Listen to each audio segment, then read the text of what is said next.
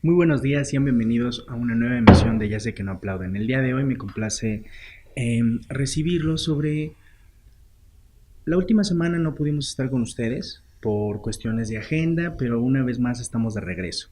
Analizaremos un tema que creemos que es pertinente y el día de hoy invitamos a dos personas que son expertas en el tema y agradezco muchísimo que nos acompañen. Ivana del Río, estudiante de Relaciones Internacionales y Ciencia Política, ¿cómo estás? Hola, muchas gracias, Alexis. Bien. Qué bueno. Mariana Nolasco, estudiante de Relaciones Internacionales, ¿cómo estás? Bien, gracias. Bueno, el cambio climático es uno de los temas más controvertidos y más importantes que tenemos en nuestra actualidad.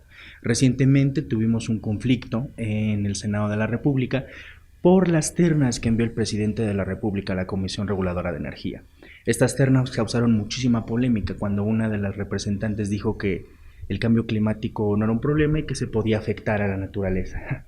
Pero este tipo de cosas se han repetido a nivel internacional, aunque veníamos de una década un poquito mm, interesante, donde se intentaban hacer acciones, había discursos, por ejemplo, el vicepresidente de los Estados Unidos, Al Gore, que gana el Premio Nobel de la Paz por tener un discurso en pro de salvar el planeta, el Papa Francisco cuando publica su encíclica Laudato Si, que es un alegato por proteger el planeta, pero parece que ese tiempo bonito en el que el cambio climático era un problema y todos lo queríamos atender ha terminado.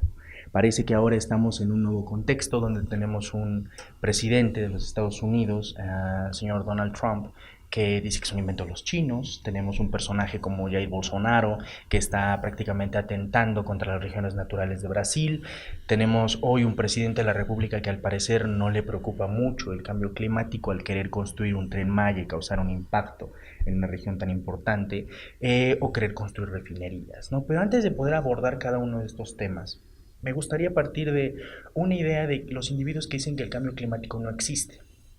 Parecería un poco sorprendente tener todavía que convencer a las personas de que el cambio climático es un problema. Entonces, creo que aquí todos partimos de la idea de que el cambio climático existe, Sí, claro, que claro, claro que claro. es real. Ivana, ¿qué quieres comentar sobre esto? Pues a mí me sorprende mucho que crean que no existe. Tenemos grupos ya de expertos donde nos dan datos que en los últimos años, desde 1900 a 2010 aproximadamente, creo que el nivel del mar ha subido 19 centímetros. Tenemos a muchísimos países participando, tomando acciones contra el cambio climático y creo que un papel que hace que no crean es el presidente Trump, como lo mencionaste. Claro. Claro, y aquí, Mariana, cuéntanos un poco, porque a ver, Donald Trump genuinamente no cree en el cambio climático, tal vez es cuestión del discurso, leer a Donald Trump es complicado, pero más allá del discurso, Donald Trump tomó una decisión, que fue salirse del Acuerdo de París, que ratificó el gobierno de Barack Obama. ¿Qué implicaciones tiene para la política internacional, para Estados Unidos? Bueno, primero quiero comenzar diciendo que sí fue Trump, pero no es solamente Trump. Se Ujú. habla de que el 76% de los republicanos en el Senado en realidad creen que el cambio climático no existe. Puede sonar como algo increíble, pero la verdad es que sí hay un grupo importante de Estados Unidos, de Claro. las personas de Estados Unidos, que no creen en esto y no es nada más Trump. Y Trump yo creo que está respondiendo a estas personas y volviéndose partícipe de esto. Por supuesto que creo que él en realidad no piensa que sea real, pero pues no es nada más eso. Trump decide salirse del Acuerdo de París. La verdad, en mi opinión, fue por Bannon, por su advisor, en su Ujú. National Advisor en la Casa Blanca. La realidad es que no había una razón para salirse de este acuerdo. ¿Por qué? Claro. Porque no es vinculante. Es decir, el presidente pudo haber dicho, esto sí me gusta, esto no me gusta, entonces vamos a cambiar las cosas. En este Acuerdo de París, cada país puede poner sus propias reglas. No es vinculante y no es obligatorio. Entonces, Trump lo pudo haber cambiado de manera muy fácil y decidió no hacerlo. Para mí fue más una forma como política Okay. de hacer como un statement, ¿no? ¿Cuáles son las implicaciones de esto? La verdad es que en 2019 parece que no son tantas. ¿Por qué? Porque aunque Trump, y sí me gusta decirlo así, Trump se salió, Ujú. pero Estados Unidos por completo no. ¿Por qué? Porque muchísimos estados estuvieron en contra y dijeron, no, nosotros nos vamos a pegar al Acuerdo de París, vamos a disminuir pues la huella de carbono que tenemos. Y también es importante hablar de que la verdad es un esfuerzo pequeño. Obama se comprometió a eliminar del 28 al 30% Ujú. de las emisiones de carbono para el 2025. No es un esfuerzo mayor, la verdad, y se quedaron cortos. Y es por eso que muchos estados dentro de Estados Unidos dicen, hey, no es tan difícil hacerlo y lo vamos a hacer. Entonces, por lo que en el año que vamos ahora, en 2019, han eliminado del 11 a los que lo ven de muy buena manera al 19%, que no, es realmente más entre el 11 y el 12% de las emisiones que han Ujú. eliminado. Entonces sí van avanzando, pero van lento, la verdad. Yo creo que el problema más grande del hecho de que Estados Unidos haya salido de este acuerdo es pensar que tal vez algunos otros países, aunque sigan en el acuerdo, no lo vean de manera tan seria porque Claro, claro. Claro. un estado tan importante como Estados Unidos pues ha decidido salir de él. Tocas un tema interesante. En su momento José Luis Lezama, profesor del Colegio de México, dijo que el Acuerdo de París no era un acuerdo por la naturaleza, no era un acuerdo por el planeta, era un acuerdo por el bienestar de la economía. Cuando se aceptó que China podía reducir o llegar a su máximo en 2030, ¿no? Y o los esfuerzos, que en realidad no eran tantos esfuerzos del gobierno norteamericano. O sea, al final José Luis Lezama concluía y decía, este es un buen acuerdo, pero para que la economía siga caminando, no para tomar verdaderas acciones. Y Mariana toca un tema interesante, las implicaciones de que Donald Trump salga y diga no voy a apoyar el Acuerdo de París, me salgo. ¿Qué implicaciones tiene en el contexto internacional? ¿Los demás países van a Sí, cumplir esos acuerdos o no? muchos yo creo que temíamos, ¿no? Que se produciera este efecto dominó, Ajá. pero a mí la verdad me hizo sentir muy bien ver las declaraciones de Francia, Alemania, que realmente se sentían decepcionados de Estados Unidos y que decían no, no vamos a retroceder con el Acuerdo de París, no se pueden hacer cambios, porque realmente el cambio climático es un problema actual con el que se tienen que tomar medidas, donde ya prácticamente tenemos un límite de 10 años para realmente hacer cambios. Entonces creo que fue muy importante la postura que tomó la comunidad internacional. O sea, a mí me dio gusto. Tocas un tema que creo que es fundamental y es preocupante, que en 10 años ya no podemos hacer nada. O sea, si en 10 años, tenemos 10 años para actuar, Sí, y el compromiso político no se ve, el sí, compromiso sí. político real de querer combatir el cambio climático no está ahí.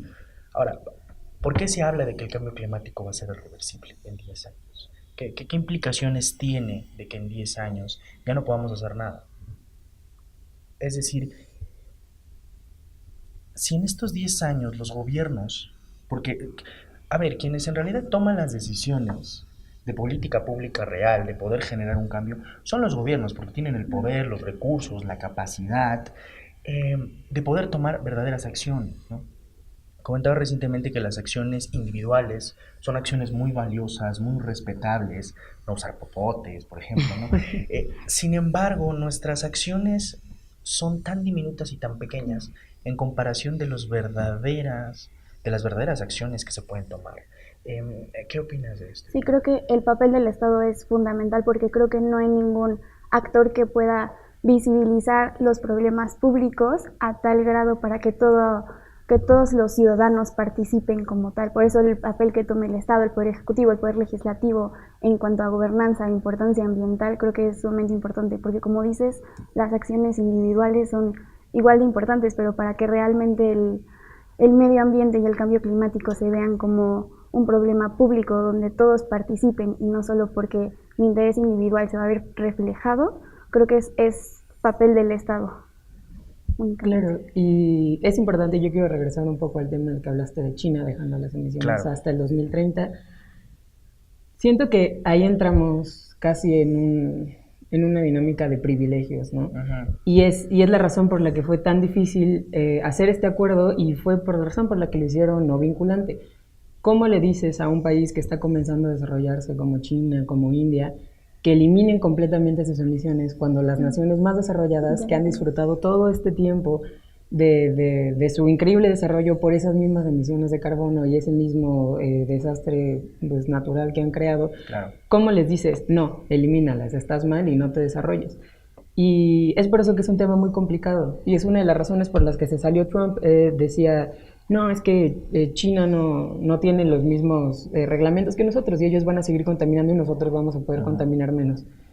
Sí, pero es que no se trata de eso. O sea, nosotros nos movemos por la economía y este es un trato que se hizo por la economía y por lo mismo no le puedes pedir a una nación que está apenas desarrollándose como India que elimine por completo ese desarrollo que tanto le ha costado y pues como en busca de mejorar el ambiente. Sí se hará, pero sí necesita ser pues paulatino, tiene que tomar tiempo. Entonces es importante que el Estado tome estas medidas, por supuesto, pero al mismo tiempo no es algo que podamos pedir que se haga de manera mágica, porque un Estado siempre va a ver por su crecimiento individual. Claro, y el tema que tocas de China es muy interesante. El crecimiento económico que ha tenido en las últimas 2 décadas es impresionante. Yo creo que China va a dominar el mundo, yo no tengo la menor duda. Lo van a hacer, por ejemplo, ahora en los últimos 10 años sabemos que han hecho una inversión muy fuerte en temas militares. Es decir, China está viéndose a sí misma como la nueva potencia que va a dominar el siglo XXI. Y perdón, pero para China eso del cambio climático no es tan importante como mantener y Sí, poder crear su poder hegemónico en la región. Claro. Pero ahí volvemos a un tema interesante en el cual dice Ivana, tenemos 10 años para hacer algo. Y ante este contexto, sobre intereses políticos, sobre intereses económicos de naciones individuales o de mismos individuos o de corporaciones que no van a estar dispuestos a ceder en su manera de hacer las cosas por salvar el cambio climático. Aquí creo que hay varios temas y creo que uno de los temas más importantes es que el futuro es aquello que nunca llega. El futuro de decir, 10 claro. años, falta mucho tiempo para 10 años, ya no me va a tocar, ya va a ser otro presidente, va a ser otra administración. Es decir, desgraciadamente concebimos como esos 10 años como algo más lejano de lo que en realidad creemos que está. Porque cuando pedimos que a los gobiernos se les dé un tiempo, que lo hagan lentamente y paulatinamente, no se está tomando en serio el verdadero problema. Es Sí. decir, no hay una verdadera atención a atenderlo. Pero hasta cierto punto, ¿por qué? O sea, ¿por qué los gobiernos deciden no hacerlo? ¿Simplemente por interés económico? ¿O es también por creencia genuina? Como ya nos comentaba Mariana, el 70% de los republicanos creen que no es un problema. Y perdón, pero si tú crees que algo no es un problema, no vas a hacer nada en Sí, consecuencia. claro. Claro. O sea, ¿qué implicaciones tiene? O sea, ¿qué lleva a que estos gobiernos no vean la realidad del problema como tal? Pues yo creo que importa mucho lo económico. Creo que todas las inversiones que llegan de Ujú. multinacionales que llegan aquí a utilizar nuestros recursos, creo que es mucha inversión extranjera y creo que ahí hay, no se hace un balance entre medio ambiente y economía. Claro, el interés económico es más Claro, fuerte en ese sí. sentido. Y creo que después de este panorama internacional, que no es muy amigable para los problemas que enfrentamos, ya creo que podemos entrar al caso particular de México. En México llega un nuevo presidente que ya lleva más de 100 días en el cargo, que pone una secretaria del medio ambiente que aplaude decisiones como refinerías, que me parece una contradicción, o propone una construcción faraónica como es el Tren Maya. Mariana, ¿qué implicaciones tiene una construcción de este calibre en el cual no existen, por ejemplo, estudios de impacto ambiental, en el cual lo único que hizo el presidente para decir que es buena idea es ir y pedirle permiso a la madre tierra? Ujú. ¿Qué implicaciones tiene la futura construcción del tema? La respuesta más sencilla sería no sabemos. Ajá. Y es la verdad, porque la Semarnat acaba de decir, la verdad no tenemos un informe de impacto ambiental, sí lo vamos a sacar, pero será este 2019. Creo que es una decisión, pues, que han tomado de manera muy lenta. ¿Cómo que hasta 2019 es Sí, algo que claro. ya está, o sea, que ya está escrito, que ya juró que se va a construir y todo? Bueno, como sabemos, va a costar 150 mil millones de pesos, es muchísimo dinero. Y además se supone que va a recorrer alrededor de 1.500 kilómetros. López Obrador decía o dice que no se va a lastimar al ambiente, que porque las líneas, las vías ya existen.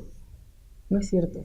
Existen en una porción, en una pequeña porción, pero todo el resto se tiene que construir.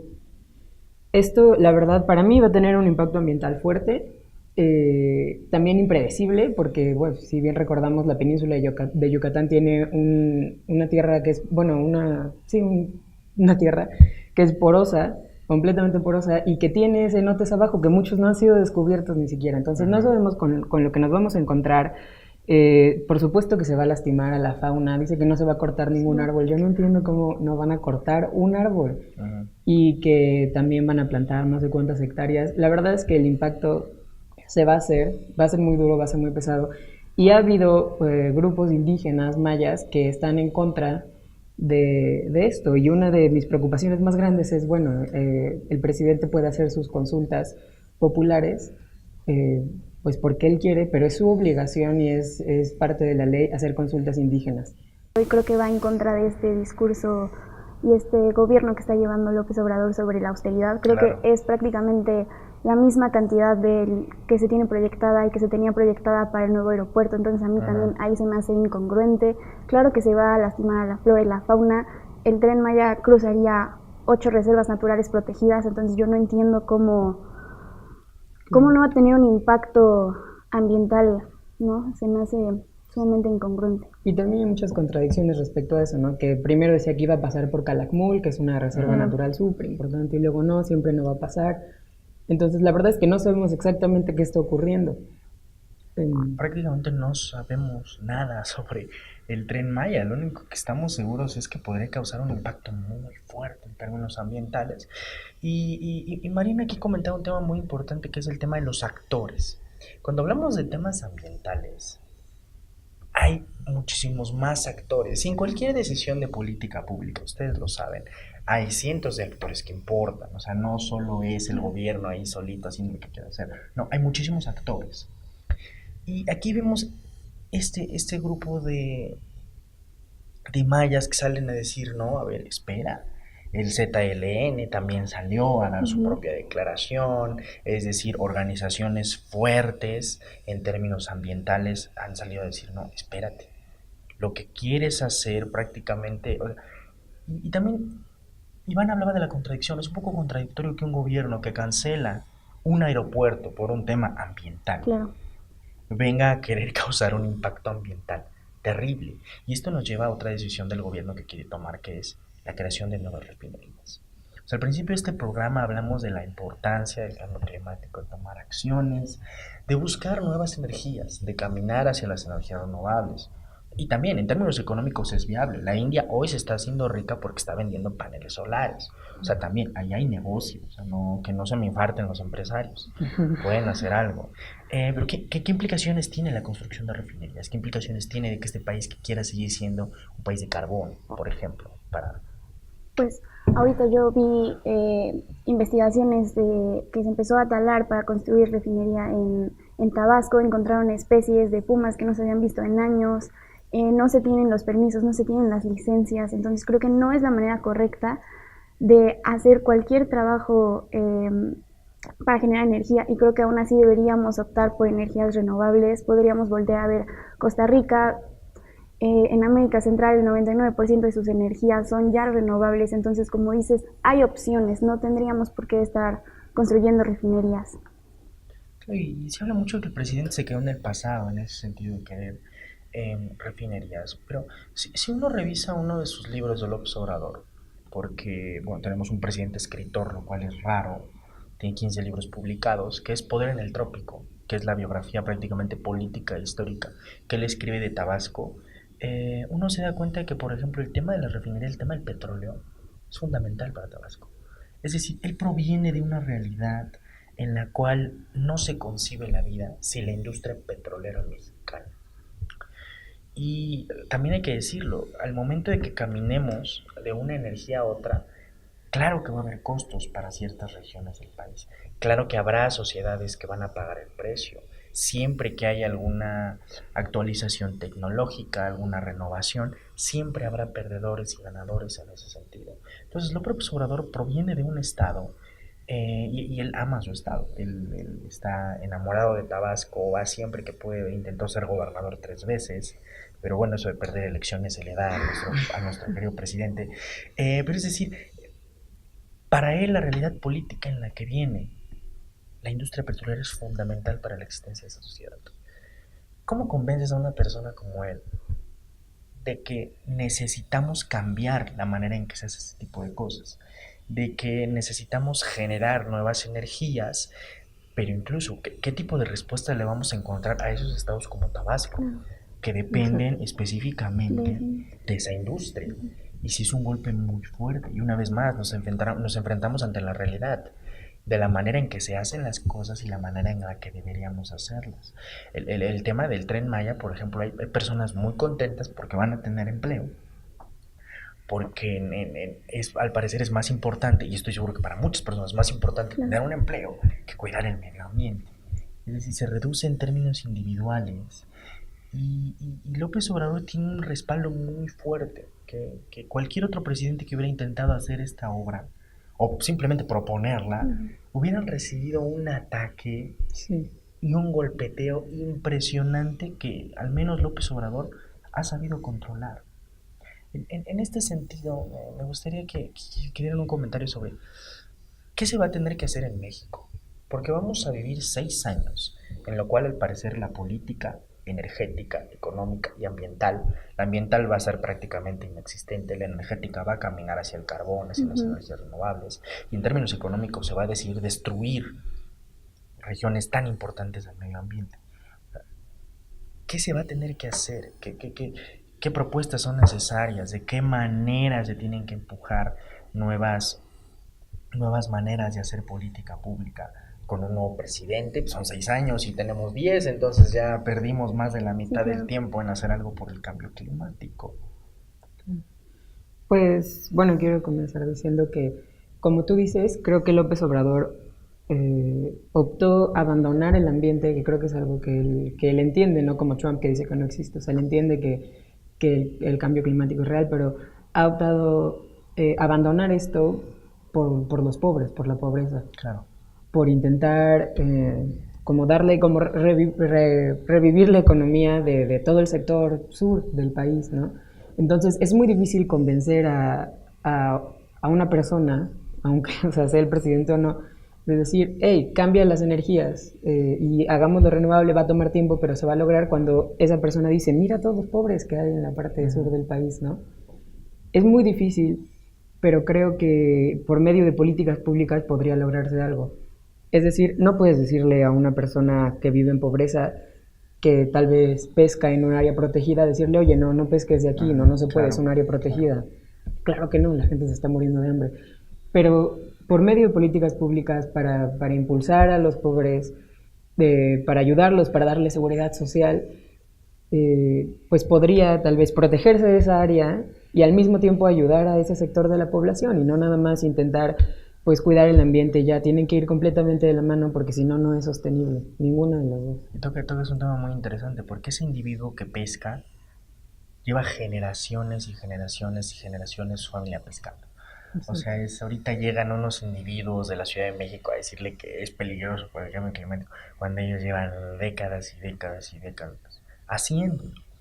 También romper ese tipo de cosas es muy complicado, por eso que, se tienen que empezar a buscar salidas viables, o sea, entender que ese tipo de productores pequeños o incluso las mismas industrias tienen manera de hacer las cosas y ofrecer alternativas. Y subsidios, Sí, claro. completamente subsidios para las empresas que lleven pues una manera responsable Claro, una política de, amigable, ¿no? exacto, una política amigable en cuanto al ambiente. Por supuesto. Eso creo que es lo más importante. También, pues, los impuestos, ¿no? Impuestos. Dar, pues, algún tipo de premios a estas empresas que lo están haciendo, pues, para al menos Sí. avivar eso. Y también, claro, pues las personas son muy importantes, o sea, demostrarle al gobierno que sigan las noticias o demostrarle a las empresas que la gente está harta de consumir plástico y de herir al ambiente y así. Y esto, bueno, en inglés le llaman greenwashing, ¿no? Que muchas empresas se llaman verdes, aunque no son verdes, solo porque saben que así venden más, ¿no? Ujú. Pero yo creo que de alguna manera este greenwashing funciona en el sentido de que las empresas se van acercando más o dentro de sus mentiras de decir que son verdes, comienzan a hacerlo realmente Sí, claro. y comienzan a tener opciones más sustentables y eso es completamente pues culpa o gracias al comercio, a las personas. Sí, el reconocimiento, ¿no? Las buenas prácticas ambientales creo que es importante porque se puede ir generando un ciclo, más lo van copiando y se va generando mayor. Como dice Mariana, también los impuestos, subsidios a energías verdes, a innovación tecnológica para que se vaya haciendo amigable con el medio ambiente. Simplemente. Y más acuerdos multilaterales, más leyes a favor. Entonces, El panorama nacional e internacional pinta complicado, pinta difícil en este tipo de temas. Y por eso creo que esta mesa es fundamental y abrir los espacios de discusión, entender que las acciones pequeñas sí importan, por más marginales que sean, claro que importan. Sin embargo, empujar a tomar otras decisiones, empujar a la misma sociedad a que se active políticamente, a que se incruste en organizaciones que defiendan estos temas, apoyar simplemente a algún candidato que salga y se comprometa con generar una nueva ley ambiental, una ley sobre protección de agua, es decir, buscar individuos alrededor de estos temas que puedan ser en verdad una verdadera representación. Y les agradezco muchísimo que me hayan acompañado el día de hoy. Espero que no sea la única vez que se animen a venir. La mesa está abierta para quien quiera, para ustedes y para nuevos invitados. Seguiremos en Ya sé que no aplauden, hablando de nuevos temas. Muchísimas gracias por habernos acompañado.